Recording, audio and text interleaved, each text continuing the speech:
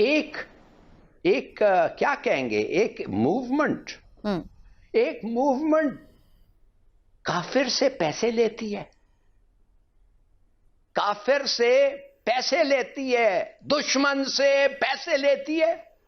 मैं मान नहीं सकता। इसके हुकूमत के खिलाफ एक मूवमेंट काफिर से पैसे लेती है, दुश्मन काफिर से लेती है।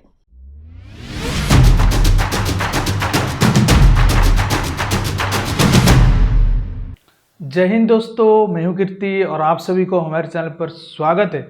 तो दोस्तों, आपने देखा इंट्रो में कि कैसे हिलाली ने ये कहा कि ये काफिरों का साजिश है और ये काफिर मुल्क का साजिश है और ये हमारे खिलाफ टीएलपी को भड़का रहे हैं और ये टीएलपी को फंडिंग कर रहे हैं।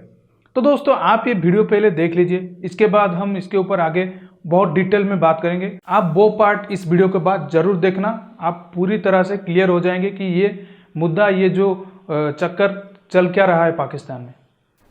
मुझे सबूत चाहिए, और अगर इनकी मूवमेंट, और मुझे नहीं पता क्यों लिया, मुझे नहीं पता क्या शर्त पे लिया, मैं सिर्फ जानना चाहता हूं कि नहीं लिया। गवर्नमेंट कहती है लिया। काफिर से पैसे लेके लोगों को और मुसलमान के साथ लड़ना,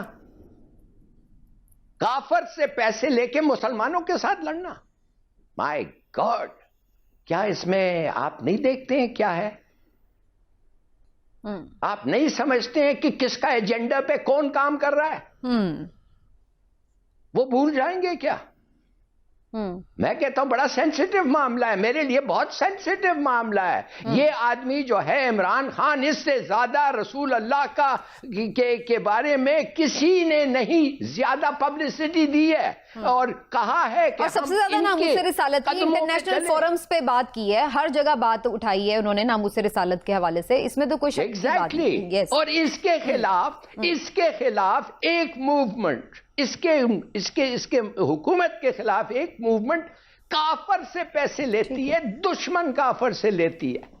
अगेन इसमें वही बात है कि ये प्रूफ्स के साथ होनी चाहिए, ठीक है। और फिर अगेन उसमें इमरान साहब ये भी तो बात है ना कि ये बेसिकली तो ये उनका ये कहना है, गवर्नमेंट का पॉइंट ऑफ व्यू तो इस पे आ चुका है कि अनरेस्ट क्रिएट करने के लिए ये सारी सिचुएशन है। देखिए, हिलाली साहब जो बात कर रहे हैं ना, ये बहुत संगीन इल्जाम है हुकूमत की तरफ से। मैं ये नहीं कह रहा कि हिलाली साहब ये इल्जाम आयद कर रहे हैं, लेकिन गवर्नमेंट ने इस तरह मैं ये कह रहा हूँ कि गवर्नमेंट अगर ये कह रही है कि एक जमात, एक दीनी जमात या कोई मजहबी जमात अगर हमारे दुश्मन मुल्क, काफिर मुल्क से पैसे ले रही है, तो ये एक ऐसा संगीन इल्जाम है जिसको फौरी तौर पे सबूतों के साथ अवाम के सामने लाना चाहिए। आप अवाम के सामने वो सबूत पेश करें ताकि वो जो भी है वो नंगा हो और अवाम की सपोर्ट ना हो। अवाम की सपोर्ट क्या, अवाम उससे, आप देखेंगे कि अवाम उनसे नफरत करना शुरू कर देंगे, अवाम फौरी तौर पे डिसएसोसिएट हो जाएंगे।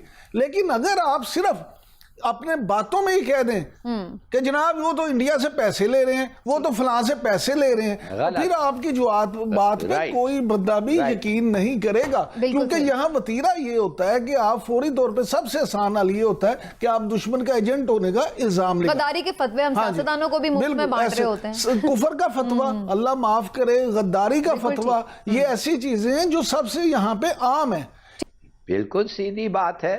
गवर्नमेंट में 2 हिंदू भाइयों का नाम दिया है यूएई में, हिम्मत लाल है, कुछ और कुछ है, बैंक अकाउंट नंबर हैं उनके, किसको आया है उसका नाम उनके पास है, किसको पैसे रिमिट हुए हैं, किसने फायदा, वो पैसे किसके अकाउंट में आए और किसका रिश्तेदार है वो, और उसका और टीएलपी का क्या रिलेशनशिप है, ये निकाल के बता दे।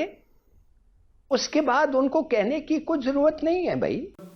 तो दोस्तों, वीडियो में आपने देखा कि कैसे उनके जो पाकिस्तानी मीडिया है वो कैसे खुल के वो ये कह रहे हैं कि ये काफिरों का मुल्क है और ये काफिर मुल्क है। अब ये तो दुश्मन मुल्क भी कहना छोड़ दिए, ये तो काफिर मुल्क तक आ गए। और काफिर क्या होता है ये आपको समझाने की मुझे जरूरत नहीं है, आप तो इतने मतलब अनपढ़ नहीं है कि मैं आपको समझाऊं काफिर क्या है। और ये जो हिलाली बोला कि ये काफिर का मुल्क है और उनका जो ये जो इमरान याकूब ये दूसरा एंकर है ये बोला कि ये काफिरों का साजिश है, तो भाई अगर हमारा साजिश भी रहता तो तुम वहाँ पे बचते क्या? ये 5 लाख लोग ये कह रहे हैं कि आप उनको अभी उनके पास कैशिनकोव है, मतलब एकेएम है, उनके पास मशीन गन है, उनके पास कट्टा है, देसी कट्टा जो कहते हैं वो सब है, तो इंडिया बस एक फ़ोन कॉल करता और कहता लग जाओ काम पे।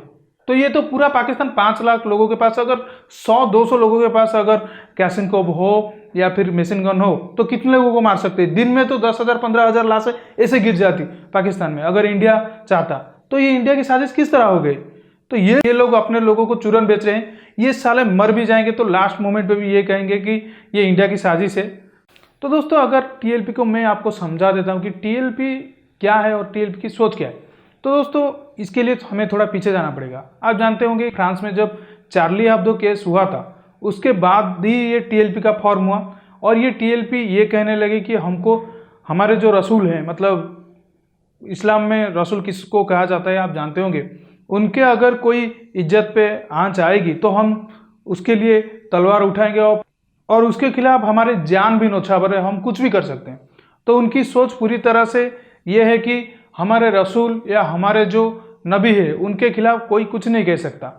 लेकिन तब तक टीएलपी विरोध कर रही थी, लेकिन आर्मी नवाज शरीफ के खिलाफ इसको इस्तेमाल करने के लिए टीएलपी को आगे लाया, आर्मी ने उनका हेल्प किया और तब वो प्रोटेस्ट करने लगे और लोगों भी, और तब इमरान खान भी ये कह रहे थे कि ये तो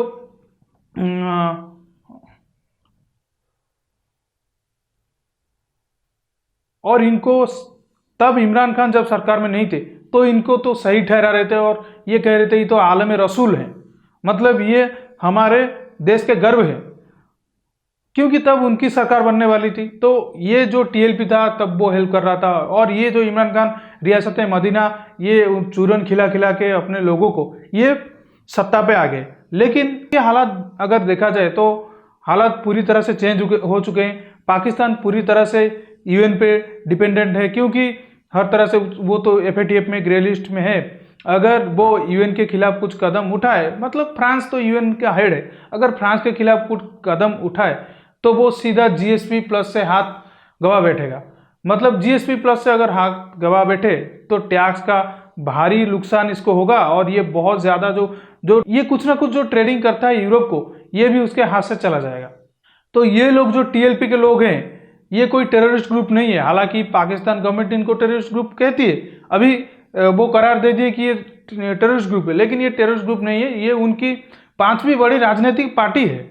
और ये टेररिस्ट ग्रुप किसे कहा जाता है? अगर वो कोई अलग सूबा हो, वो अलग जगह पे रहते हैं, वो सरकार के खिलाफ, लोगों के खिलाफ मतलब स्ट्रॉन्ग एक्शन लेते हैं, लोगों को मारते हैं, किसी सरकारी मतलब सरकारी लोगों को मारते हैं या ऐसा कुछ करते हैं, या धर्म को लेकर कोई आतंकवाद फैलाना, तो उनको आतंकवादी कहते हैं। लेकिन ये जो टीएलपी के लोग हैं ये आतंकवादी नहीं है, ये समाज में रहते हुए लोग हैं, ये आम लोग हैं। उनका बस यही मानना है कि हमारे रसूल के खिलाफ जो जाएगा हम उसके खिलाफ बड़े कदम उठाएंगे, हमारे उसके लिए जान न्यौछावर है, हमारे रसूल के लिए हमारा सब कुछ न्यौछावर है, हमारा जिंदगी, हमारे परिवार, सब कुछ। तो इसीलिए ये लोग बहुत ज़्यादा भड़क गए। और पाकिस्तान के जो गवर्नमेंट है ये साद रिजवी, जब टीएलपी का पहले प्रोटेस्ट हुआ था अप्रैल महीना से, तब वो प्रोटेस्ट दब गया था आर्मी के लिए, लेकिन अभी वो प्रोटेस्ट बहुत ज़्यादा उभर चुका है और ये मांग रहे हैं कि साद रिजवी को रिहा करा जाए, जो खाजिम रिजवी के बेटे हैं। खाजिम रिजवी पहले टीएलपी के लीडर थे, अभी साद रिजवी उनके लिए टीएलपी के लीडर हैं। तो टीएलपी की अब 2 मांग है। टीएलपी ये चाहती है कि पहले तो आप साद रिजवी को रिहा कीजिए, फिर दूसरा आप फ्रांस के जो मतलब एम्बेसडर है उसको हमारी कंट्री से बाहर निकालिए। इसके अलावा कोई भी सोल्यूशन नहीं है, हम भी बात नहीं करेंगे, ये 2 चीज़ हमें आप पहले दीजिए, उसके बाद जाकर कोई बात होगा।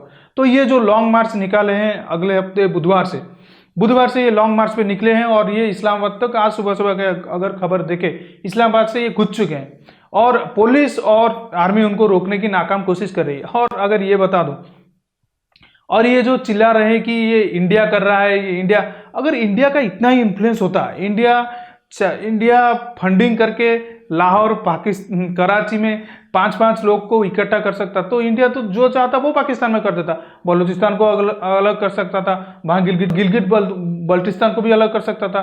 लेकिन ये इंडिया का कोई प्लान नहीं है ऐसा करना, क्योंकि आप अगर देखें ये एक धार्मिक संस्था है, ये उनके सरकार के खिलाफ है और इसको पहले भी आर्मी अपने सरकार गिराने के लिए इसको मदद कर चुकी है। तो इस बार आप जानते हैं कि बाजवा और इमरान के बीच कुछ ज़्यादा विश्वास नहीं कर रहे हैं इमरान खान पे, क्योंकि जो पहली बार धोखा दे चुका है वो दूसरी बार धोखा दे सकता है। तो इसलिए बाजवा चाहते हैं ये इमरान खान हमारी अब गले की हड्डी बन चुका है, अब हमारा जो बड़ा चूरन है टीएलपी, इसको इमरान खान के खिलाफ प्रयोग किया जाए। तो पता नहीं आगे क्या होगा, लेकिन टीएलपी का ये रवैया से सरकार तो गिरेगी गिरेगी एक ना एक दिन क्या ये सरकार शायद 2-3 महीने चले और इनके जो बड़बोले जो मिनिस्टर हैं, शेख रशीद हो गए या उनके फवाद चौधरी हो गए, ये बड़बोले बड़े बड़े बातें करते हैं। और आपको एक इम्पोर्टेंट न्यूज़ बता दूं, ये शायद ही कोई बताता होगा कि आज सुबह जो शेख रशीद हैं वो उनके जो बॉडीगार्ड हैं, वो उनके जो बॉडीगार्ड थे जो मुस्लिम थे उनको निकाल चुके हैं और नॉन मुस्लिम को आके उनको बॉडीगार्ड बना दिए। और ये बड़े बड़े बातें करते थे। 2 दिन पहले ये क्या बोले थे, जब इंडिया को पाकिस्तान ने हरा दिया, ये बोले थे कि ये इस्लाम की जीत है। तो भाई अब कहाँ गया इस्लाम? तुम खुद इस्लाम की लोग को निकाल के काफिरों को लाके अपने बॉडीगार्ड रख रहे हो। तो ये दोहरे लोग ये खुद की जान के लिए कुछ भी कर सकते हैं और लोगों को भड़काएंगे कि आप देखिए ये काफिर है, वो काफिर है, लेकिन खुद ये काफिर को ही भरोसा कर रहे हैं, अपने लोगों को भरोसा नहीं कर रहे हैं। तो हमारे लोगों को यहाँ पर जो इंडिया में कुछ सेकुलर लोग हैं, सेकुलर तो नहीं है, उनको क्या कहा जाए, सिकुलर है या सिकुलर से भी और नीचे का वर्ड उनके लिए ढूंढना पड़ेगा।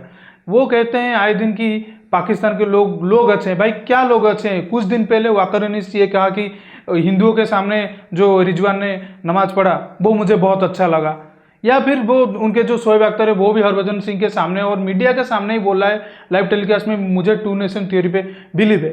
तो आप किस लोगों और किन लोगों की बात आप सुन के आप ये यकीन करोगे कि उनका माइंडसेट क्या है? वो पूरी तरह से क्लियर है, उनको गजवाए हिंद चाहिए, आप माने या ना माने। और हमारे लोगों को सुधर जाना चाहिए और हमारे लोगों की मेंटालिटी ये आना चाहिए कि हमारे देश पहले है और ये जाए भाड़ में, और ये सेकुलरिज्म भाईचारा ये चाहे भाड़ में। तो दोस्तों इस वीडियो में इतना ही। आपको वीडियो कैसा लगा हमको लाइक और कमेंट में जरूर बताइए और चैनल के साथ जरूर जुड़े रहिए, चैनल को जरूर सब्सक्राइब करिए। जय हिंद, वंदे मातरम।